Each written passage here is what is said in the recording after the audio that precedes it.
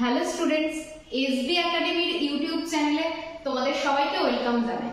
আমি সুদেশনা বিশ্বাস, এসবি একাডেমির জিওগ্রাফি এবং ইভিএস অর্থাৎ পরিবেশ বিদ্যার ফ্যাকাল্টি। আজকে তোমাদের সঙ্গে জিওগ্রাফির সিলেবাস সম্পর্কে আলোচনা করব।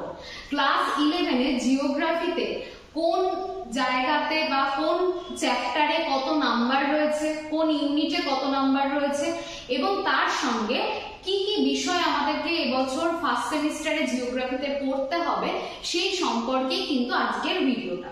তাহলে কেউ স্কিপ না করে অবশ্যই ক্লাসটি সম্পূর্ণ দেখবে।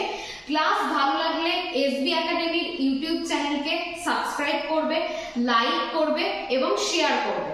কারণ এসবি একাডেমি হচ্ছে তোমাদের যত এডুকেশনাল মানে একাডেমিক এডুকেশনাল পারপাসের যত তথ্য ক্লাস 6 টু পুরো কলেজ অবধি সেই সমস্ত তথ্য কিন্তু তোমরা এই চ্যানেলে পেয়ে যাবে।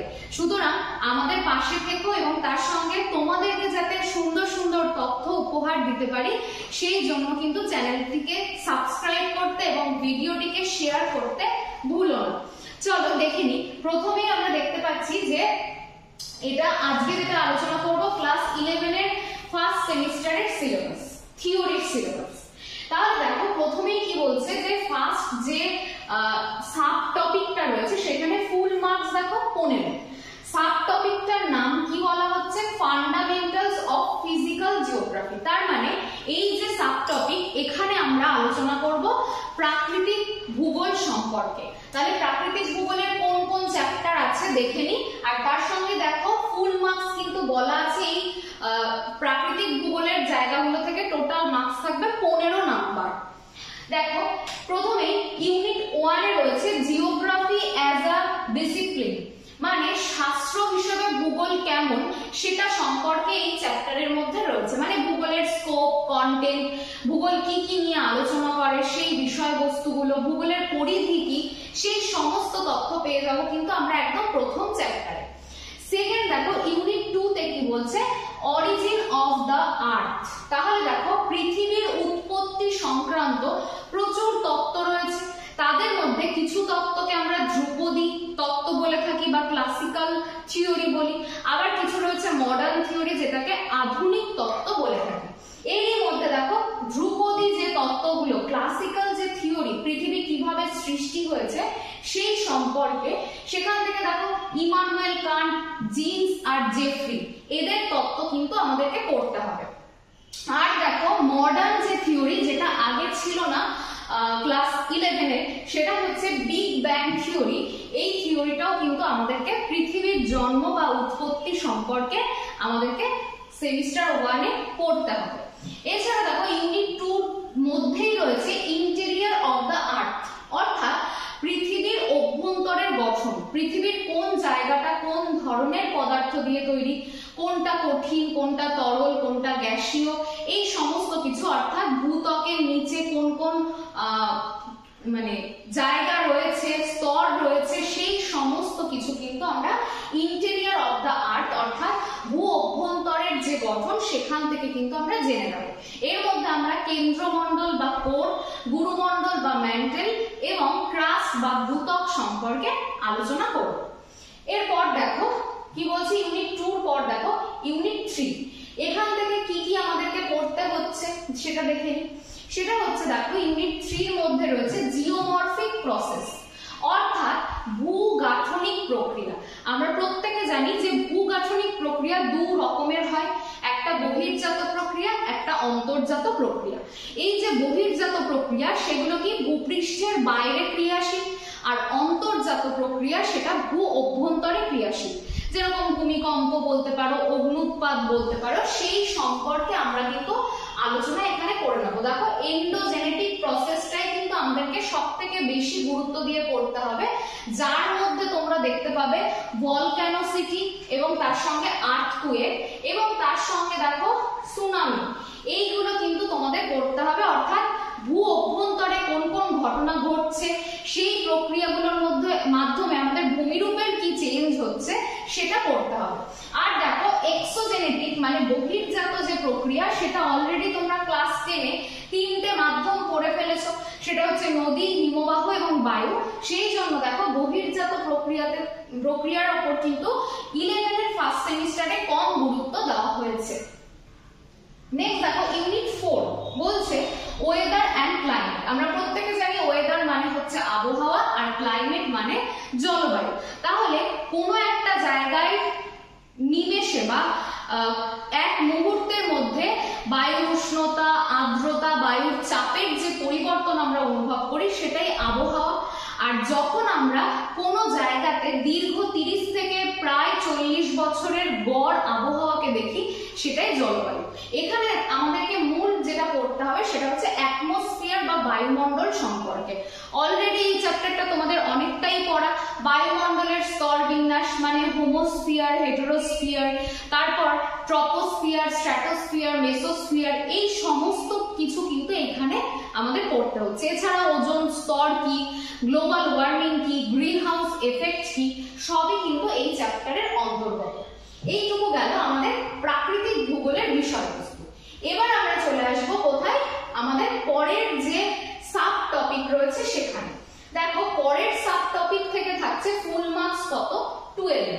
আগেরটা থেকে ছিল প্রাকৃতিক ভূগোল থেকে 15, এখান থেকে থাকবে 12 নাম্বার।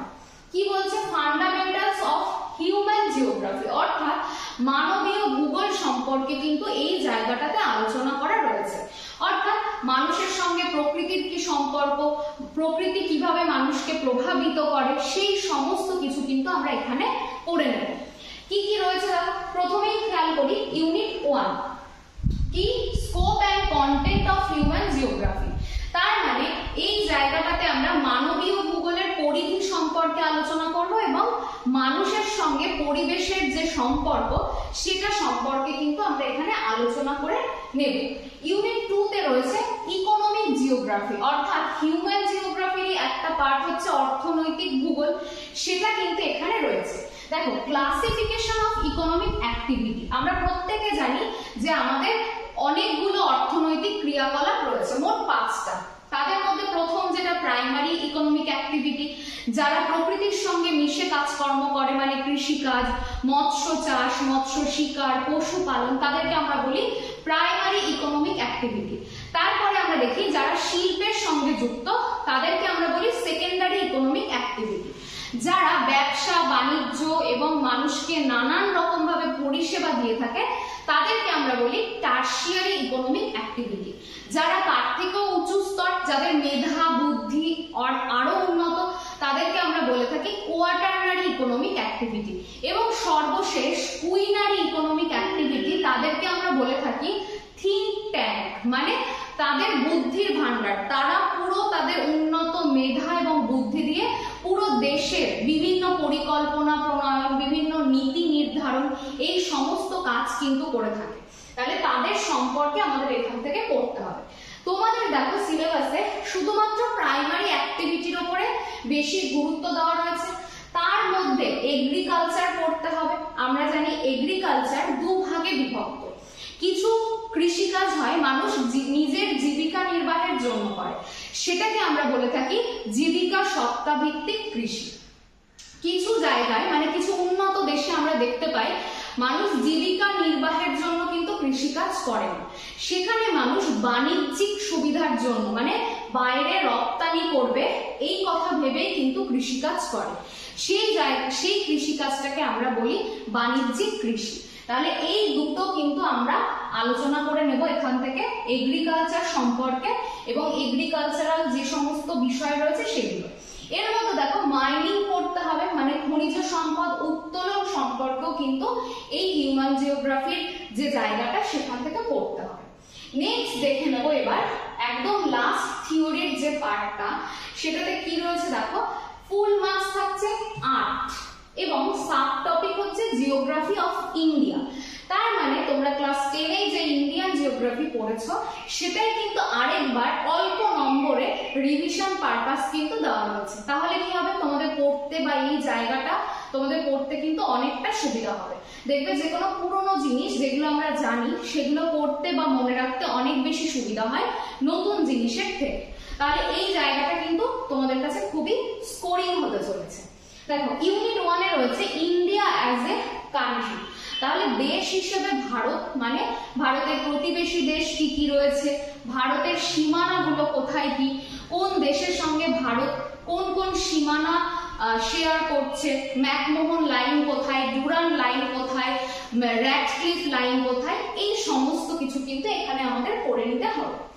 ইউনিট 2 তে দেখো রয়েছে ইন্ডিয়া স্ট্রাকচার অ্যান্ড ফিজিওগ্রাফি। তাহলে ভারতের গঠন এবং ভারতের যে ভূপ্রকৃতি, হিমালয়ের পার্বত্য অঞ্চল, উত্তরের সমভূমি অঞ্চল, উপকূলীয় সমভূমি অঞ্চল, এই সমস্ত তথ্য পেয়ে যাব কিন্তু আমরা এখান থেকে।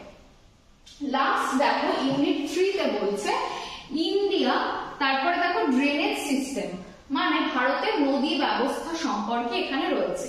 উত্তর ভারতের নদী, দক্ষিণ ভারতের নদী, তাদের মধ্যে কি কি পার্থক্য রয়েছে, এই সব কিছু কিন্তু এখান থেকে পড়তে হবে। তাহলে আজকে আমরা শুধুমাত্র জিওগ্রাফির থিওরি পার্টটা কি কি সিলেবাস রয়েছে আলোচনা করব। পরবর্তী তোমরা যদি এই ভিডিওটাকে শেয়ার করো এবং প্রচুর প্রচুর সাবস্ক্রাইব করো, তাহলে কিন্তু আমরা চেষ্টা অবশ্যই করব ভূগোলের যে প্র্যাকটিক্যাল বিষয় রয়েছে সেই প্র্যাকটিক্যালের সিলেবাস এই রকমই প্রত্যেকটা আরো ডিটেলসে আলোচনা করে দেওয়ার। কারণ থিওরি থেকে দেখবে সব থেকে বেশি ছেলেরা বা মেয়েরা ভয় পায় কিন্তু প্র্যাকটিক্যালে। কারণ প্র্যাকটিক্যালে আমাদের মনে হয় কি সমস্ত অঙ্ক, কোথায় কত কঠিন জটিল জটিল বিষয় থাকে, কিন্তু সেই জিনিসগুলো যাতে তোমরা খুব সহজে শিখতে পারো সেই জন্য কিন্তু এসবি একাডেমি তোমাদের পাশে রয়েছে। তাহলে কি করতে হবে, ভিডিওটিকে শেয়ার করতে হবে, লাইক করতে হবে এবং চ্যানেলটিকে সাবস্ক্রাইব করতে হবে, করে আমাদের পাশে থাকতে হবে, যাতে তোমরা প্রত্যেকটি সেমিস্টার ফার্স্ট সেমিস্টারের প্রত্যেকটি ভিডিও যাতে তোমরা বা প্রত্যেকটি ক্লাসের সিলেবাস যাতে তোমরা ভালোভাবে জানতে পারো, তার জন্য কিন্তু আমাদের সবসময় চেষ্টা থাকবে। তাহলে আজকে এই পর্যন্তই, দেখা হচ্ছে পরবর্তী ক্লাসে। সবাই সুস্থ থেকো এবং ভালো থেকো। Thank you.